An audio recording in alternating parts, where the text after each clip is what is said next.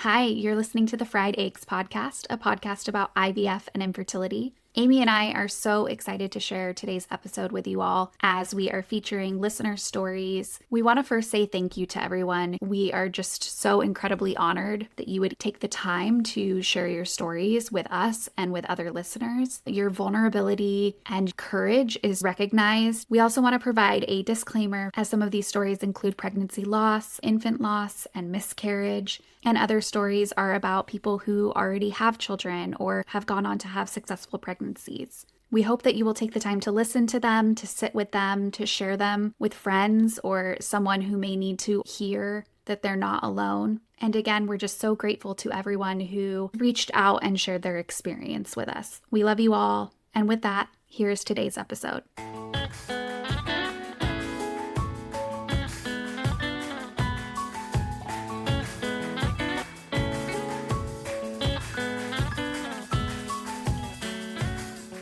Welcome back to the Fried Eggs podcast this week, everybody. We are celebrating a new month. Happy June. Yes. Happy Pride. Happy birth month to baby girl. Hopefully, cross our fingers. Nima's birthday. Neiman's birthday. He is expecting to have a birthday twin. No pressure. Every single one of our friends who had a June birthday date, it's all been like right around his birthday, and he's been he feels like he's been gypped every time. His babies they have coming on that day. You know the social media filters that you can do where it's like when will I get pregnant, or like, and it'll show you like the date or whatever on your forehead. Oh, it's like a heads up thing, right? Yeah. Yeah, they have the one for when you'll give birth, and multiple times it's told me the 23rd. So who knows? Well, I'm not gonna tell Nima. He'll get his hopes up, and then he'll be very disappointed. I know. Like, I was robbed. It'd be so fun. I told my sister today, I said, if she decides to go until July, which she won't, I'm not allowing that. But because that would be like I don't think 40, they would allow that. I'll be 40 weeks on the 25th. So yeah, it would be like pushing over 41, and I'm not about to do that. But they're having me come in now for non-stress tests twice a week. Every week for the remainder of the pregnancy, just as a precaution to monitor her, I guess, her heart rate. They were explaining it to me. They monitor her heart rate, and there are certain peaks that they're looking for that indicate that the placenta is still working and that the placenta is not starting to fail. And there's also like a number that they're looking for that will indicate like, oh, if you're having a contraction, this number will kind of skyrocket. And mine was like 5 the entire time. And then they like did a cervical check and like 0 centimeters. I'm like, cool. Okay, great. She's in there. Are those things specific to IVF pregnancies or like high? Because I know IVF pregnancies are generally considered high risk pregnancies, right? Yeah, I think it depends on who your doctor is. But my high risk doctor just, told my OB. She was like, have her come in twice a week for non-stress tests, which I was actually, I was like, I should check my insurance and make sure that this is all getting covered because I don't know if it is. And they just have me come in twice a week now to just get hooked up to monitors, and which I'm fine with. I'm like, maybe it'll give us an indicator of how things are progressing in the next couple of weeks. So we'll know, maybe not. I don't know. Yeah. So we're back for this week's episode. And it's also National Egg Day. Which today. Have we even looked up? You keep talking. I'm going to look up like what that even means because we've just we've clung to it and we've been like National Egg Day, but like why is it National Egg Day? We saw it on the calendar and we were like, oh, that's our day, obviously, because Fried Eggs Pod, it obviously is it's our day. We're recording this a couple days in advance, so I'm speaking as if it is National Egg Day already. But the other thing that's happening is I am a weekish into estrogen injections. So Amy. I thought I should tell the crew, as they've heard my sagas with estrogen in the past, I should just let them know I'm still here. But these are alive.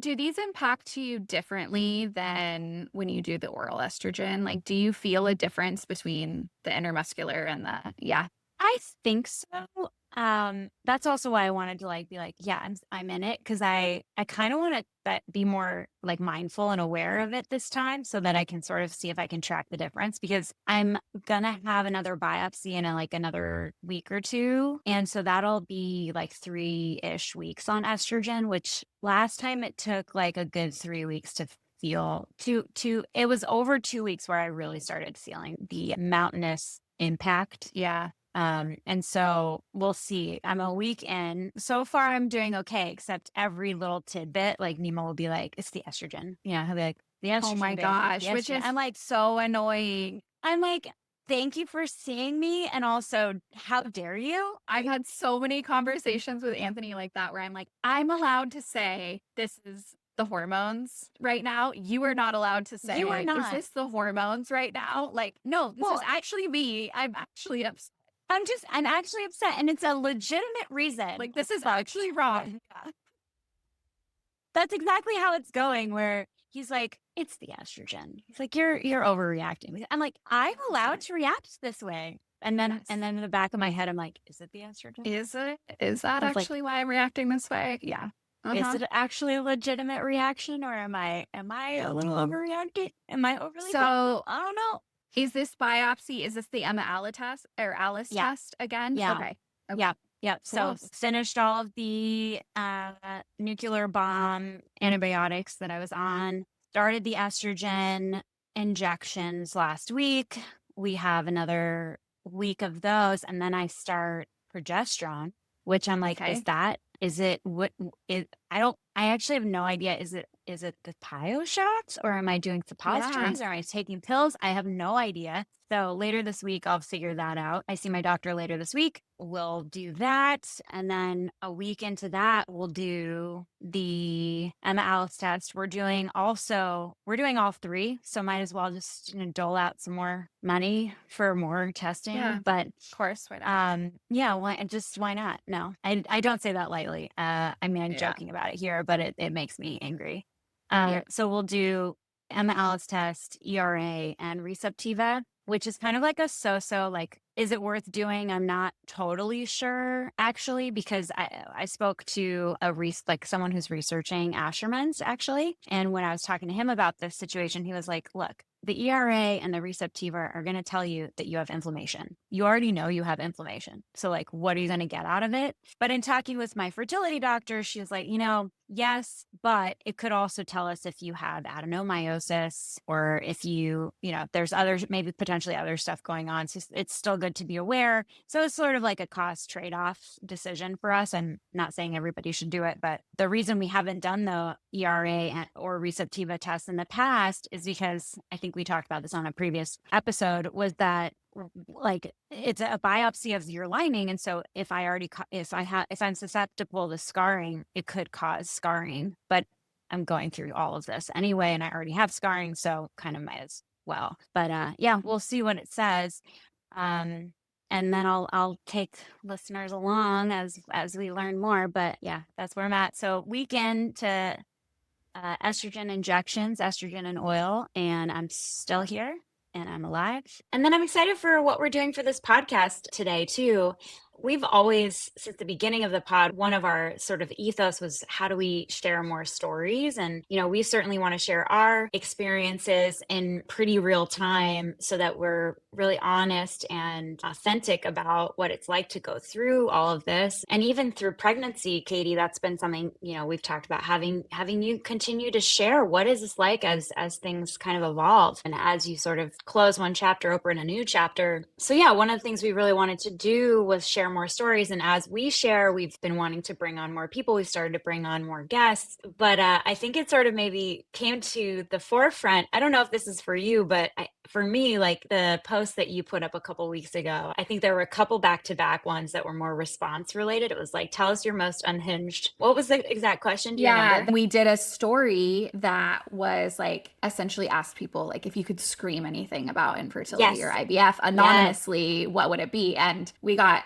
hundreds of comments from people of just like, yeah, just like so much emotion and rage and grief and just like a lot of feelings that people have, rightly so, feelings that we've had that resonate. And then we shared those responses on stories and to get the messages rolling in of like, oh my gosh, seeing all of these other people feeling the same thing that I'm feeling, I think really struck a chord. Yeah, so this episode is really about bringing more voices into it and more stories. And not gonna lie, some of these are really they're tough. And so, this isn't gonna be like all rah happy endings, but we think it's really impactful to share, and it's really encouraging to see ourselves in each other in that, like, other people are going through this and they're getting through it, and you can too. And so I hope that people who listen to this and listen to the stories that other people are sharing in this episode feel supported, feel seen, and feel encouraged to keep going. Yeah,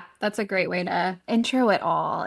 They're very beautiful. They are stories from around the world, which I think is also just so wonderful. Like just getting perspectives from people who live elsewhere and have very different experiences with their fertility journeys. Yeah, I'm just really excited to share them all and hopefully to make this a regular thing, something that we can do a couple times a year, if not more, where people can just kind of voice note in, because we live in a voice note generation. So real quickly, before we jump into listener stories, National Egg Day is celebrated for acknowledging the importance of eggs in our diet and the wide range of culinary uses. So there you go. It's true, though. Important for fertility nutrition too, right? Don't they say it's like choline? And if you're at risk of not getting enough protein, isn't that like the first thing that a holistic doctor would tell you? Or like both of our acupuncture doctors would say you need to eat eggs every day because you're not getting enough protein. Yes. So they're overlapping. We eat a lot of eggs in this house, which every once in a while I'm like, is that too many eggs? Like, it's a lot of cholesterol, but the rest of our diets are really, really good. So happy Egg Day. Go eat. Happy Egg Day. Go eat some eggs. And then, yeah, I think the only other like really big announcement is we are now on YouTube, which is so exciting. We have video. So if you're listening to this and you would rather watch it, you can now watch it on Spotify as well as on YouTube. We're going to do our best to, as many episodes as we can, make sure to have like some sort of recording so that people can watch them as well. So yeah. Anything else you want to share? Oh, you should share what the prompt was for the listener call-ins. Yeah, what I don't think we really had a prompt. I mean, it mostly was just like, we want to hear your stories as honest and raw as you're willing to share them. So these stories span loss, they span, fertility treatments and IVF and miscarriage, and we have listeners calling in from around the world, so you'll get different perspectives. Each one is about 5 minutes long, and yeah, they're just like really, really special, and I hope that everyone takes time to listen to them. We're so grateful and just like overwhelmed that people would be willing to take time to like share and send them to us to be on the podcast. So really exciting to have that for everyone. Thank you all so much for sharing, and for everybody else for tuning in and listening. You're doing great. You're doing great, and we are with you, and we will see you next week.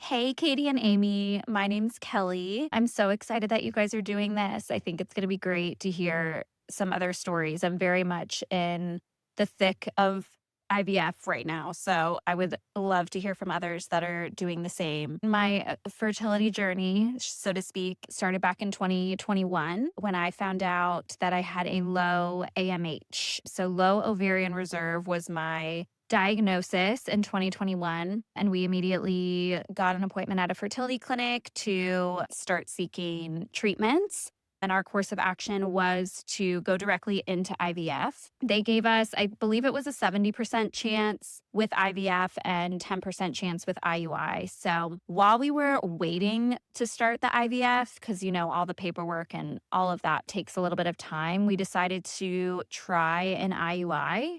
And to everyone's surprise, that IUI was successful. I was pregnant and had my daughter, Margaret, in April of 2022. It was an absolute miracle, and we realize that even more now that we have been trying our second time. About a year after she was born, we started trying again, went right into IUI, of course. We definitely thought that would be our solution again. I think we did about 6 IUIs that were not successful. So we finally moved into IVF towards the end of 2023. We did 2 rounds of IVF, but never made it to an egg retrieval because I wasn't responding. Only 2 follicles growing each time. So we never moved forward with an egg retrieval.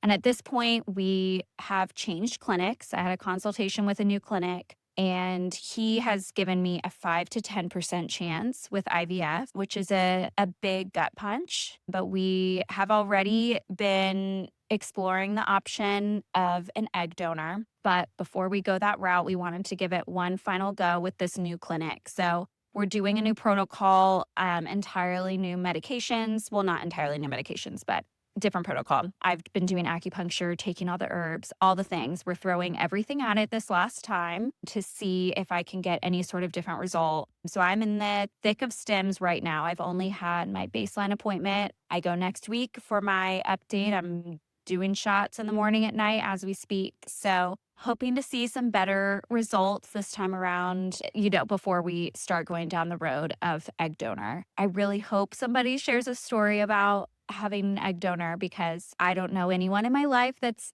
done it, and it's a lot to think about. So yeah, we'll see how the journey ends. We're definitely still in the middle of it, but that's where we're at so far. And yeah, can't wait to hear everyone else's story. Again, thank you so much for doing this.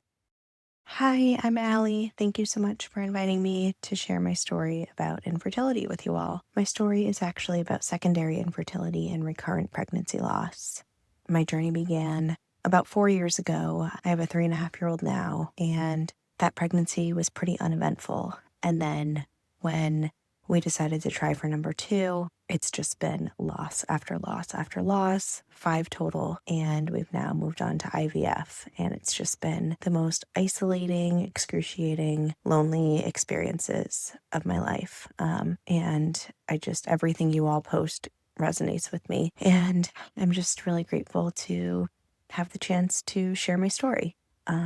So yeah, we started trying for number 2 when my daughter was about 18 months old, and that ended in a miscarriage. And no one really thought much of it. They basically just chalked it up to bad luck. And then a few months later, we tried again and got pregnant easily again. That ended in another miscarriage.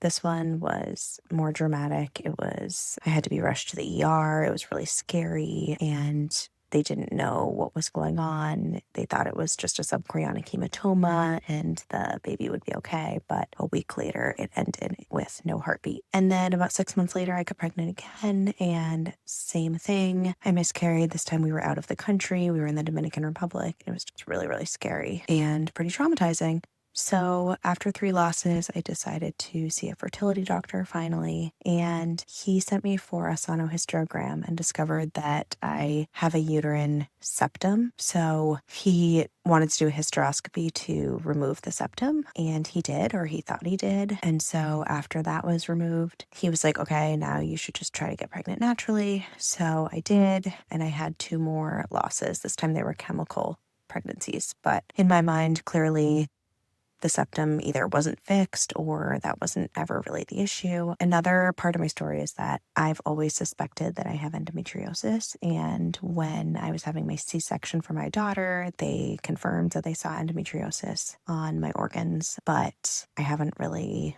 I don't know, I feel like my fertility doctor has really ignored that diagnosis and just pretends like it doesn't exist, which is really concerning to me. But anyway, so then after the 2 chemicals, I decided to move toward IVF, and I had my first cycle. Everything was looking really good. And then the day before the egg retrieval was supposed to happen, I ended up finding out that I ovulated early and the entire cycle got called off. So that was really disappointing. That was over the winter, but then we jumped right back into it. I did birth control for a month and then another retrieval. And this one was really successful. And we froze some embryos, which was great.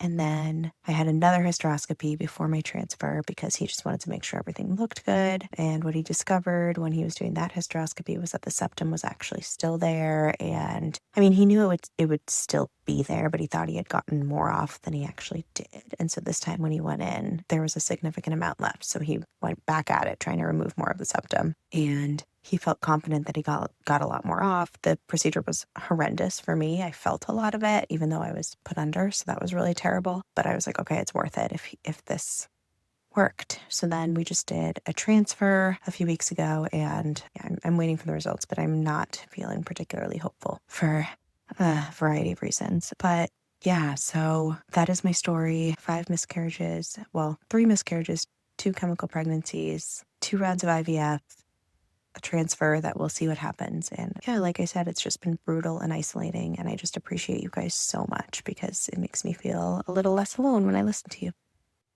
My name is Jill, and I'm based out of Nashville, and I've been listening to the podcast for about a year. I have a almost 4-year-old son, and today is my 35th birthday. And I'm officially, if I can ever get pregnant again, will be advanced maternal age. Going through IVF, plus had high blood pressure in my first pregnancy and still have high blood pressure. So just racking up risk with pregnancy and fertility related things, which is definitely something that I think about. But that's partly because I am a physician. It is a long story, but I think for the secondary infertility piece, I'll say I had a C-section with my son. And then in March 2023, took my IUD out. We got pregnant the next month. Didn't have an ultrasound for 9 weeks, and so had a blighted ovum at my 9-week ultrasound and had a miscarriage. I did get a D&C, though I started miscarrying the day before, but I thought that a D&C was an easy procedure. I'd seen them in medical school. I didn't really think too hard about doing it. I knew people who didn't get D&Cs and then still had to do it and had retained products and all this stuff. So I opted to do it. I got my period, within that 4 to 8 week span that they tell you to afterwards, but I was having irregular cycles, which I've had before. So we tried letrozole. My regular OB was like, your cycle's too weird. You need to see a fertility doctor. I saw a fertility doctor who said all my labs looked good. Everything was great. But since I had had a C-section and a D&C, they wanted to do a saline ultrasound, and this showed an adhesion. So the next month, I had a hysteroscopy, and basically, as soon as they did the hysteroscopy, they said the adhesion was gone. So we were given this positive result. We thought, of course, we're going to get pregnant now. We did a couple more rounds of the timed intercourse with ultrasound. So taking letrozole or Clomid or both, plus using ultrasound to follow my cycle, and then doing a trigger shot for my ovulation, and then having timed intercourse. Nothing worked. We did IUI, and by the time we did IUI, we were at a year of trying again. And so I asked about IVF, and they said, sure, technically I'm at indication. So we did an egg retrieval and had very good results. So we ended up with 9 PGT normal embryos. And then, as I'm sure other people can relate to, there's insurance delays. The clinic forgot to send labs they had to send. Then next thing you know, that's a whole nother cycle you're waiting. One of the scans I went in for, I had a cyst that went away they put me back on birth control. And then we did a natural transfer because of my history of preeclampsia, and that has lower preeclampsia risk. And that didn't work. So that was in November. Got that news in December or end of November. And then because of insurance, because the clinic's closed, that pushed us back. And my doctor was like, every natural thing you do is not working. Let's do a medicated cycle, which I agreed with. And so that was in February, and it worked, which had all of these emotions of it just had been so long since I'd seen a positive test to know I still could get pregnant. I had this fear that my body couldn't even get pregnant again. But then the next week I had some brown spotting like I had with my miscarriage, and I just knew something wasn't right. They told me, oh, it's normal, and it wasn't. and I was about to be on service for my work, like inpatient, rounding on patients every day with a team of learners, and I did not want to miscarry while I was working. So I went to the emergency room, never actually saw an OB/GYN, but they thought that I had a C-section, or they called it a cervical ectopic pregnancy, which I have never. I'm in medicine. I've never even heard of this thing that I had. So I went back to my IVF doctors, had a bunch of ultrasounds. Happy to go into all this detail. This was having to do so much research myself and reach out to people I knew in medicine to try to get more information about this type of pregnancy. But it's called a C-section scar pregnancy. And I basically had implantation close to my C-section scar. And it's like 1% to 2% of all pregnancies. There are parts of the world where it's illegal to carry that pregnancy, but in the US, it is a choice. It is part of an abortion ban in a lot of states. I live in Tennessee, so my REI, my IVF clinic would not do an abortion for this. And I was able to seek care still in my state, and they use the diagnosis as an exception for them. And that is because there is such high risk of morbidity and mortality for the mom and the embryo, fetus, whatever you want to call it, like for both. And for me, I'm already a mom, and I wasn't going to risk my life. Like, absolutely not. For my son is my priority. But that meant I also went and did research about there are non-surgical ways to end that type of pregnancy.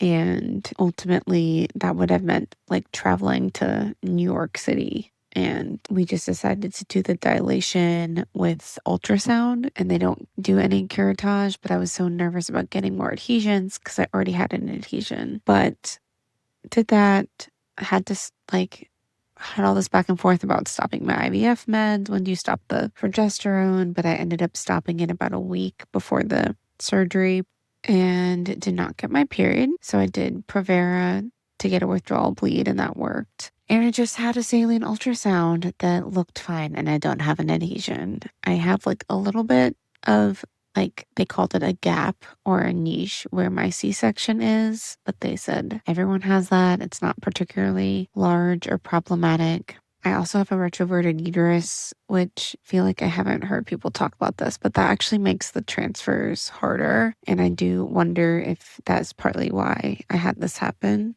But it's just been such a long road. Like, I'm at 2 years, like I said, of trying to expand my family, and just had a really scary type of pregnancy that I didn't even know existed. And it's all just a reminder that like our health is so important too as women, and it's just really isolating. So I have connected with a mom in Australia who just has been going through the same thing and has an almost 5-year-old boy. And that's been nice. It's like literally finding people across the world to like find comfort, I guess, solidarity, empathy. So anyway, that's my story. Thank you. Hello, Fried Eggs Podcast. My name's Millie Perkins. I'm 31 years of age from Cornwall in the United Kingdom. I've seen your story after recently following you guys, and I think it'd be great to be involved in your podcast to share my story and hopefully encourage other people that they're not alone in what they're going through, and there is support out there in many different forms should they need it, because I know that I've definitely needed you guys recently with your funny humour around infertility, and I really relate to it all. So I want to share my story, and hopefully I can be relative to some other people. So my story is I have had 6 miscarriages, 2 with a previous partner, 4 with my current husband, all been between the 8 to 12 week mark, which they haven't been able to tell me why. I've had no answers, but obviously everyone keeps telling me that, it just happens. Don't stress. That makes it worse. Change your diet, change your exercise routine, everything that you guys must get as well and must completely understand. So yeah, 6 miscarriages, currently trying for baby number 7, but we need to put forward to some specialists in Coventry which work with the Tommy's charity, semi-private, so we're having to pay for it, which I don't mind doing, don't mind paying, but it's just a bit annoying when people get pregnant so quickly and don't, it's just, I got pregnant by accident. Oh, what a shame. But I'm here paying over £1,000 just to have a consultation with somebody to try and work out why I can't have kids. But all the joys of being infertile, I guess. Well, not infertile because I can get pregnant, but miscarriages. So I haven't actually had any reasons as to why I keep miscarrying. I do have signs of polycystic ovary syndrome, which I'm taking medication for. So I'm on letrozole and metformin. I'm currently going through the specialist wards at Coventry to hopefully look into my situation a lot better. And once I go through this, I can then be offered IVF. We just need to jump through these hoops first. So here I am. So yeah, first miscarriage, 8 weeks, happened naturally. Just started bleeding, miscarriage, one of those things. It happens, very common. Try again. Baby number 2, I was told at my 12-week scan I was actually miscarried at 8 weeks, but my body didn't register it, so I had to have surgery under general anaesthetic. Number 3, 8 weeks again, miscarried naturally. Number 4, told at my 10-week scan there was no heartbeat, so I had to have DNC under local anaesthetic to remove, which I then found out was actually triploidy. And number 5, I was told at my 12-week scan I had no heartbeat. Couldn't say exactly how old it was because it was curled up in a ball. And again, I had to have surgery under general anaesthetic to move. And again, I was told it's triploid, which apparently is very, very rare. So I'm quite a unique breed. But my consultant has never seen 2 triploides before. The first one was actually lied to about it being triploidy. So that was one whole bit of excitement. But yeah, having 2 triploides. And then baby number 6, I miscarried naturally at 6 weeks. Told I had to have bloods to prove it, but yeah. Now I call all my babies a vegetable. Don't know why, it's just a thing that I started. So first one was pea, I've had sprout, spud, bean, pumpkin and parsnip. So they're all my angel babies, hoping for baby number 7. But obviously, like I said, we've got to go for the specialist first and go down that treatment. But even the specialist said I'll most likely have to go through IVF. Now I don't know how IVF works. I have looked into it slightly and I spoke to a lot of people, my good friends. She had a baby via IVF. So me and her, we actually got a friendship because of our infertility. So yeah, currently hoping for IVF. Hopefully you guys can, seeing your podcast and your post, I can learn a bit more about it. But yeah, I just want to share my story. I'm quite open about my story. I like to talk about it. I like to make people aware. I've actually done videos on my Instagram now to kind of explain to people what I'm going through and what the process is. 1, I use it as a little bit of therapy because I think it's good to talk about it. And I hate talking about my feelings, so I kind of use that as a bit of therapy. And 2, it's such a forbidden thing to say miscarriage. People can't speak to me or say anything. And I want to be open about it. I want it to become a talked about subject, which you guys do amazingly, by the way. So yeah, I love to be part of the podcast and I hope I can be. But thank you for listening to Ramble and hopefully speak to you soon. Thanks. Bye. Hi, my name is Allison. I am 31 years old and I am from Buffalo, New York. And this is my infertility story with my fiance, Vince. We started trying, aka not using protection, in April of 2023 and kind of assumed that we were good to go.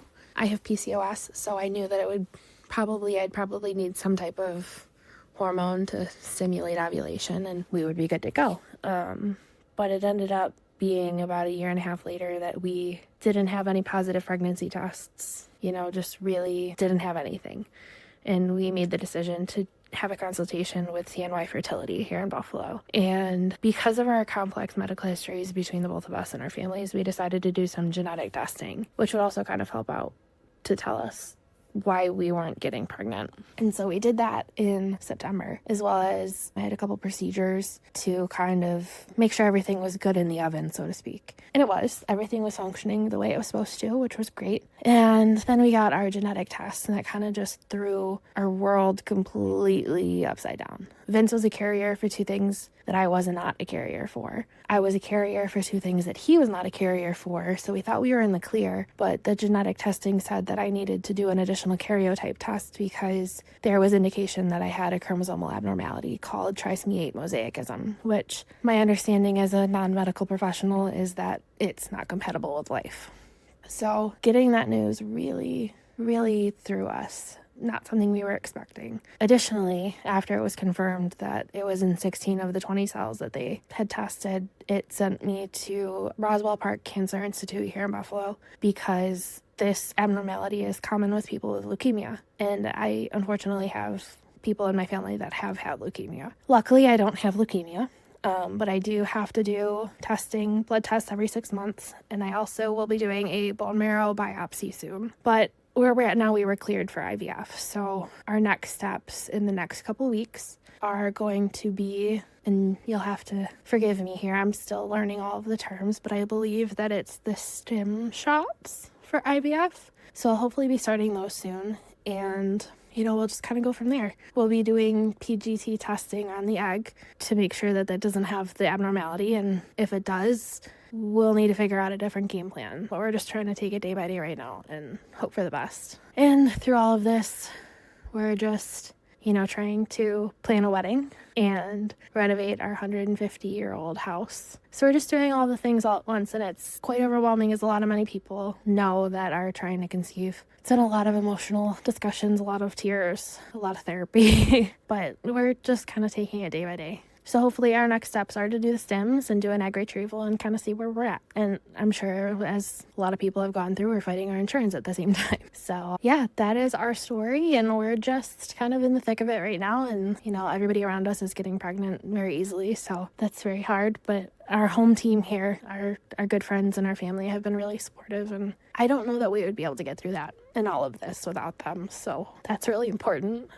But yeah, we're taking it day by day. And nobody prepares you for this, and I don't think there's a way to prepare for it. So the only thing I can say to anybody going through it is just breathe, because sometimes that's all you have the energy to do.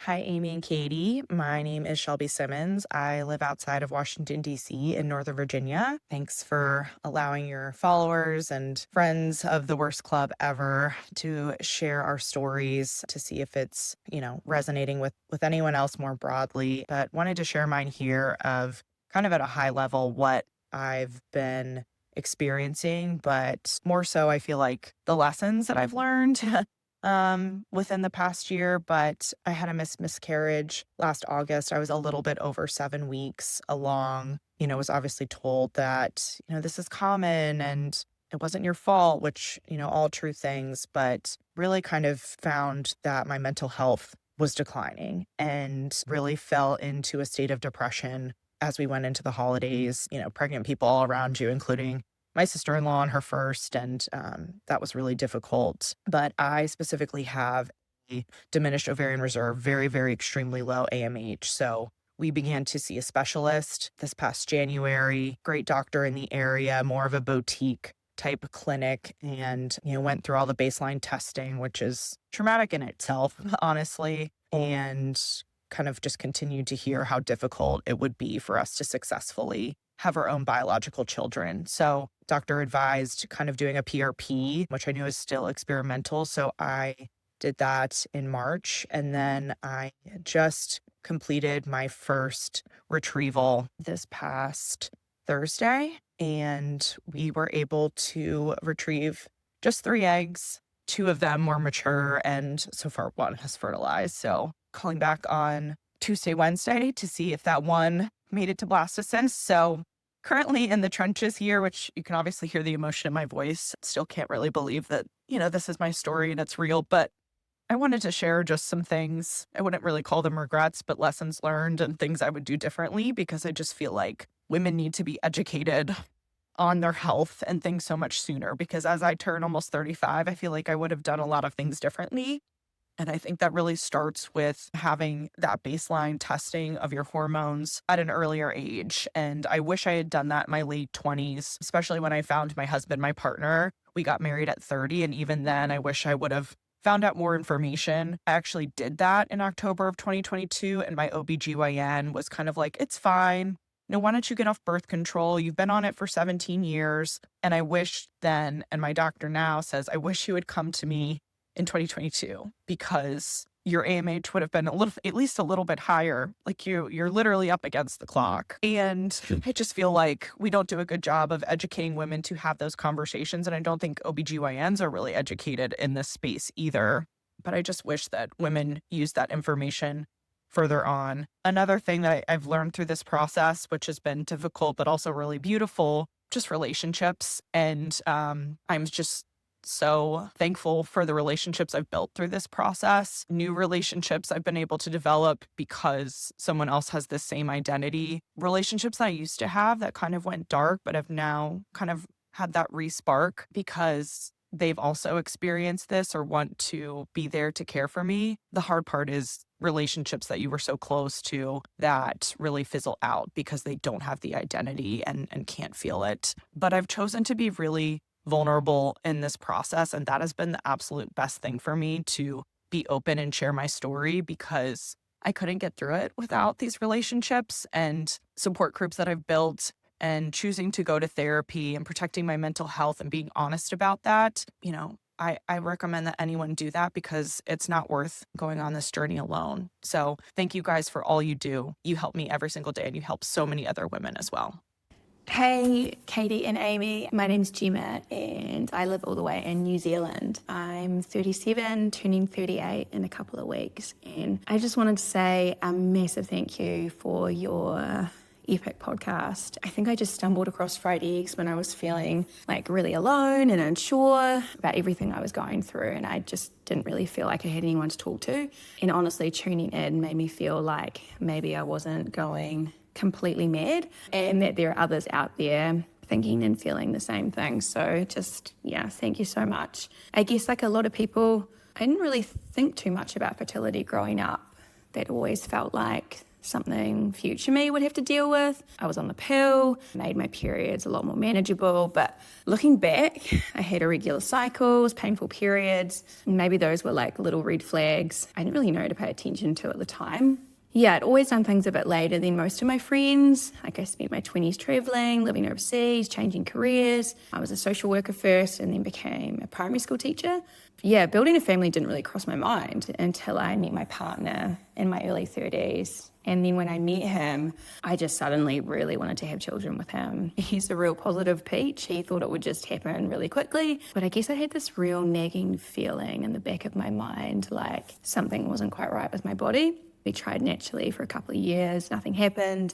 And I don't know, everyone around me seemed to be kind of moving on with their lives, having babies and growing families. We just felt real stuck. And I remember when my two best friends got pregnant within 2 weeks of each other, I just felt like, this sucks. This is the worst. Yeah, so we did some tests and my AMH was really low. We kept trying, but I just kind of fell down like a rabbit hole of despair. So we started IVF at the beginning of 2024 and we got 2 embryos. And in New Zealand, PGT-A testing it's not really standard. It's a big extra cost. It's not like it doesn't come as part of like a package, so we didn't test. And the second embryo took, but I miscarried around 6 or 7 weeks, and I was just super crushed. At the time I was teaching 7 and 8 year olds, and it just felt like every day I had to put on a mask and like pour myself into looking after other people's kids, and I just felt like I was like falling apart inside. We did another round last August and we got 3 embryo that time, and I miscarried the first one really early and the other 2 just didn't take. But yeah, I just kind of felt like I didn't even recognize myself anymore. I felt like my whole identity had just become infertility. I know you guys talk a lot about that on the podcast. And I'm a super social person. I've got lots of friends, but I just really started to pull away from friends and from social things. I stopped opening up about what I was going through. I just didn't really want to talk to anyone. One of the hardest things has been how this journey, I hate that word journey, but it kind of has been a journey, has stirred up old grief. I lost both my parents in my early 20s, just a couple of years apart, and we were super close. It was just the 3 of us and my sister growing up, and I felt like just after I had those losses, and it just felt like the grief just come roaring back. Yeah, I guess I just started to feel the weight of not having them here, of not being able to talk to my mum about her own fertility journey, which I realised was pretty complicated too. She lost a baby hours after birth, and my sister was born super early, and she went through early menopause. And I guess I just regret that I never had those conversations with her. Like, I was too young and she was just too sick at the time. But yeah, we're about to start another cycle. I'm also on the egg donor list, trying to stay hopeful, trying to stay mentally well. Some days are better than others, but this podcast truly has been like a little beacon of light in my week. Yeah, it's definitely helped to feel less alone and to listen to other people's stories that really understand. Yeah, I've never been a jealous person, but yeah, I've definitely found myself really envious of people with families, especially those with like parents and children. It just feels like this double grief, like I don't know, caught between these generations that I no longer have and one I may never get to have. And yeah, anyway, I just want to say thank you so much for sharing your own stories. You know, they've definitely helped me feel like less alone. But yeah, thanks for listening. Hi, Amy and Katie. My name is Shannon, and I'm from New Jersey. And I just wanted to tell you a little bit about my infertility story. So 2 years ago, my husband and I decided that it was the perfect time to start having kids. I just turned 30, and I truly believed that getting pregnant would be super easy for us. But after 8 months of never seeing a positive pregnancy test and noticing something was a little off with my menstrual cycle, I went and saw a reproductive endocrinologist. I was shocked to find out that I have diminished ovarian reserve. My AMH level is very low, around what you would expect for a woman in her 40s. This was completely devastating to me, but my doctor assured us that besides the low reserve, everything else looked good. I was still ovulating, my tubes were open, and my husband's sperm was fine. And because of that, she diagnosed us with unexplained infertility, which is possibly the most frustrating diagnosis that you could get, especially because I really wanted to understand why my reserve was so low at my age.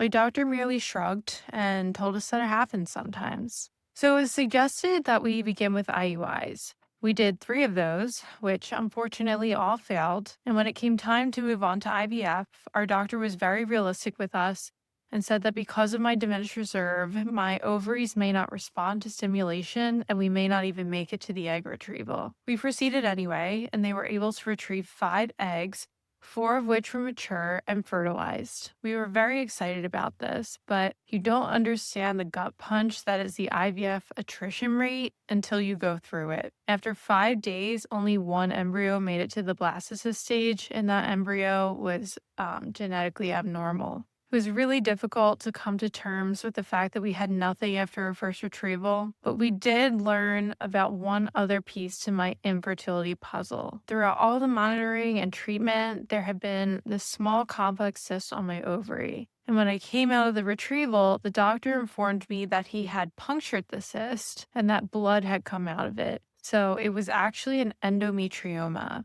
He said, "Were you aware that you had endometriosis?" I, in fact, was not aware that I had endometriosis. It was a little validating because I feel this is definitely the reason why my reserve is so low and potentially is why I'm struggling with infertility. But figuring out what to do with an endodiagnosis in regards to treatment has become a new challenge. Anyway, I took time to grieve after that first retrieval, but I was also really hopeful that we would be luckier in our next round. So for 3 months, I really focused on self-care, taking all the supplements, leaning into an anti-inflammatory diet, making sure I was exercising and getting enough sleep. And for our second round of IVF, we decided to do a day 3 fresh transfer just to give at least 1 embryo a chance. It just so happened that the retrieval was 4 days before my 32nd birthday. And I felt like I was getting signs from the universe that this was really going to work. It was possible that we would even have a transfer on my birthday. This time, they retrieved 4 eggs, but I was completely shocked to find out the next day that none of those eggs fertilized. We were simply told that my eggs were very bad quality, and one of them even looked fractured. But we did pretty much the same protocol as my first retrieval, and we have no idea why my eggs would be so bad this time around. I'm still mentally recovering from this retrieval, and honestly, I'm terrified to do another round of IVF and have the outcome be the same, especially because we have pretty limited chances to do this.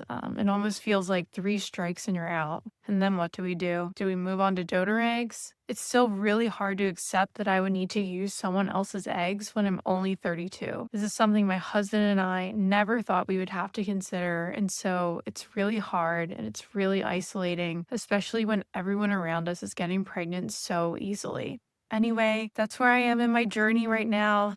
I love the podcast, and I'm always searching for other people's stories because they really do help me feel less alone. So thank you for what you do, and I hope you have a great day. Hi, my name's Karina. My husband and I have been struggling with infertility for about 4 years now. In the beginning, I thought that I would get pregnant pretty quickly, so I didn't really have any medical issues. But soon found out that it wasn't really working. My OB tried, I think, about 6 cycles of letrozole and nothing happened. And at that point, we went to a fertility doctor. We did sperm analysis, DNA, HCG, sono, everything, and we didn't really find anything. We found some minor issues with my husband's sperm, but he was placed on Clomid and anastrozole, and the issues kind of resolved themselves. At that point, we switched to another doctor, and we did find out that I had endometritis. So I was placed on 3 antibiotics, which eventually killed the endometritis. We were told to try naturally for a little while, which felt a little crazy since we'd been trying naturally for years and nothing was happening.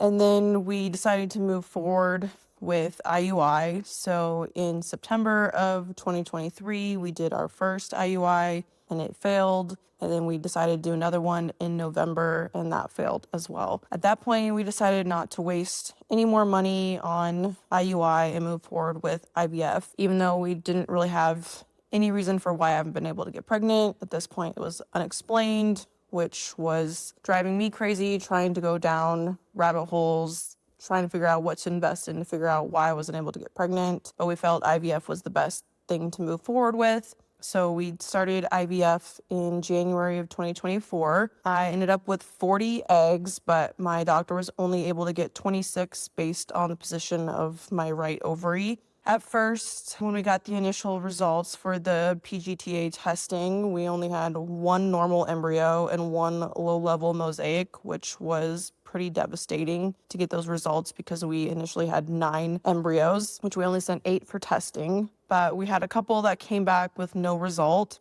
So we decided to send the no results back for testing and test the 9th one that was untested, and 2 more came back. So we ended up with 3 normal embryos and 1 low-level mosaic, but they were all either BB or BC grade, so not the best. But we felt okay with this and decided to move forward with the transfer. So we did our first transfer in April of 2024, and we were really hoping that this would be the answer.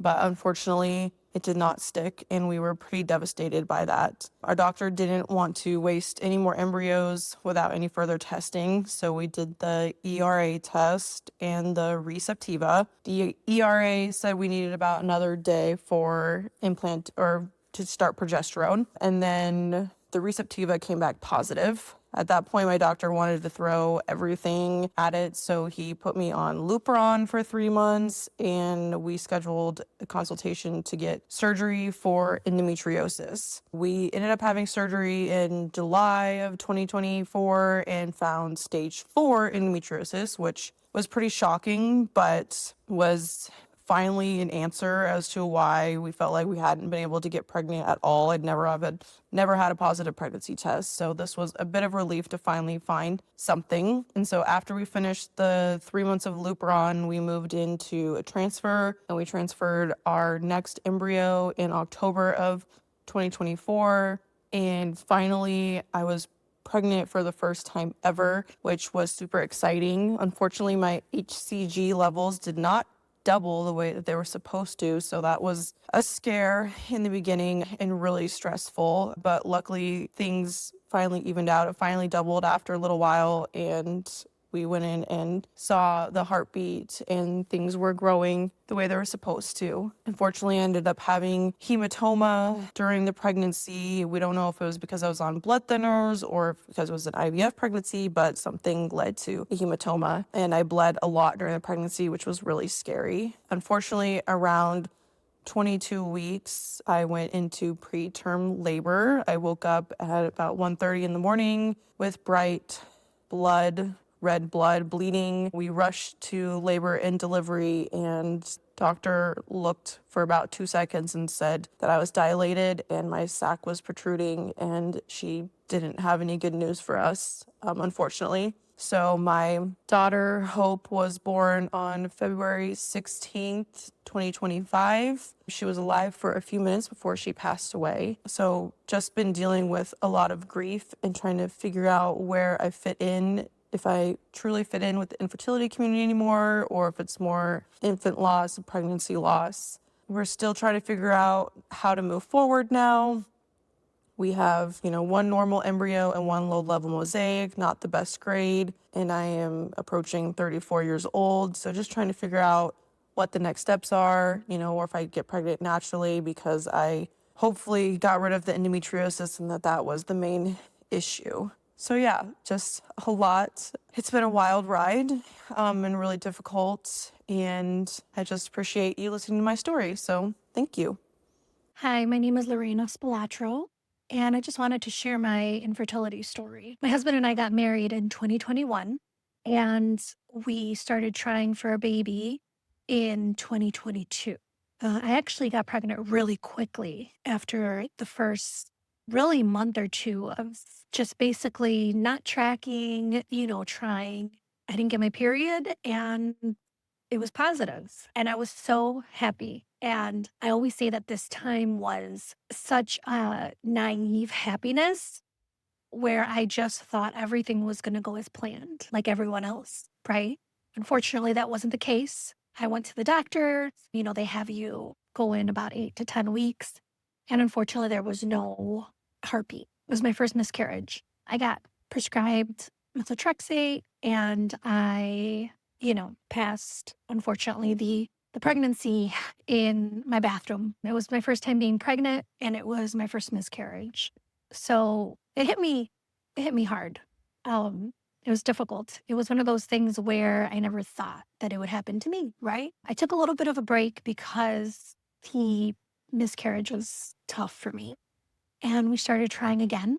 And once again, I got pregnant. It was great. I felt like, okay, I miscarried the first time, but surely, this can't happen to me twice. And I went to the doctor, and my HCG levels were super low. So the doctor basically said, it sounds like you're having a chemical pregnancy, and unfortunately, it's not going to be a live birth. They asked me to come back in about a week just to confirm that my HCG levels were low. When I went into the doctor just to take a blood work, my HCG levels had skyrocketed. They were incredibly high. My doctor was a bit concerned because of how high they were and the fact that I was bleeding. So I went in that same day, and they did an ultrasound, and they couldn't find the embryo in the uterus. And unfortunately, my embryo had decided to make my right fallopian tube its home. So I was told very bluntly by a doctor, by the way, you're about 10 weeks and there is a heartbeat and it is not a viable pregnancy, and we need to take your tube and we need to do it today. It was just such shock. So I was raced to the hospital and had a surgery for an ectopic pregnancy, and it took my right tube. So this was not only my second loss, but it was also really scary, because once you actually start to research, you see that it could be fatal if it wasn't taken care of. I had no symptoms, by the way, so I had no idea, no pain, no idea I was having an ectopic pregnancy. So I recovered from that, and I again took some time to get my mind right, and we decided to try for a third time. Again, I got pregnant really fast. And I said to myself, surely this third time isn't going to be the charm. Statistically, the chance of you having an ectopic is pretty low, and that had happened to me. So I said, this is going to work. It's the third time. And I had gotten my period very late, and I kept taking pregnancy tests, and they were all negative. And I just said, okay, I must be stressed or something. Maybe that's the reason that I don't have my period. And I ended up getting in about a week late. I took a pregnancy test just because, and I ended up being pregnant. I knew something was wrong because obviously I have my period. I was bleeding pretty extensively. I have a history of miscarriage. So again, I went to the doctor. They took my blood work. Unfortunately, my HCG levels were really low. Because I have a history of ectopic, the chance of it happening is, I want to say 25% higher than another person who hasn't had an ectopic. I think the doctor told me. So they again did an ultrasound, couldn't find it. Wasn't in the uterus, wasn't in my fallopian tube that I had left. Really, they never found it. I want to say this has been the most difficult This last one was the most difficult miscarriage because I was in so much pain. I got no medication, and they kept testing me every day to see where my HCG levels were. They wanted to monitor me because of my history. So I ended up having to take methotrexate, which is a cancer medication. I went to a cancer ward, I guess you would call it, at a hospital, and they injected this medication. So let me back up. The reason that they couldn't find it, but they knew it was somewhere because I was pregnant. So they give this cancer medication, and it basically like breaks apart the embryo or whatever you want to call it, zygote. And in order for me not to get another ectopic. So in order to do that, I had to go to a cancer ward at my local hospital where the nurses came in full gear, right? Like they had the covering their hair, and they basically, it was like a hazmat situation because it is basically like a chemotherapy medication that they're giving you, and they give you a shot in each butt cheek in this full gear, right, to protect themselves, where they are injecting it into your body. One nurse on one side, one nurse on the other side, and they inject you with this medication. And, a week later, I get tested and my HCG is at 0. So ultimately at that point, my doctor had said, you know what, it's not safe for you to try on your own because of your ectopic. You may want to think of IVF. So went to do IVF, and I started in January. I have done 2 egg retrievals, and I have had 2 transfers. My first transfer, I had to abandon the cycle because my lining, of course, wasn't cooperating. Second transfer, they transferred a embryo, which is supposed to be, it was PGT tested. It was great embryo, great grade. That was going to be my baby, and it didn't take. So now I am waiting for the dreaded period, as we all wait, so that we can start our next transfer cycle. This has been difficult for me because I never thought it was something that would happen to me. I know it's like weird. Infertility is something that happens to other people. One other thing that I wanted to point out is infertility in the Latino community isn't something that is really talked about. We are, we have this idea that as Latinas, we are fertile myrtle and we can have lots of children, and our people don't have this issue, and it's just couldn't be further from the truth. So it's been difficult on myself and my husband, and trying to come to terms with the fact that we may not be able to have children, but we're still in our IVF journey, hoping that it happens to us and we do get to have a baby. But yeah, that's my story. It's still being written as of now. We're still in the middle of it. The end isn't not here. So thank you for allowing me to tell my story, and hope to hear from you guys. Hi, I'm Erica. I'm doing this completely out on a whim, so bear with me. I've never recorded myself, but I am currently sitting in my nursery room, what would have been my nursery room, in my nursing chair with my 2 incredible dogs who have been with me through this entire journey. A little bit about me. I am the director of product development and production at a Toronto-based baby and toddler lifestyle brand. And I started that journey in 2018, well before, my journey to become a mother, but always knew how important it would be to become a mom. And it's been my life goal, basically, since a very young girl. I just want to be the mother of everything.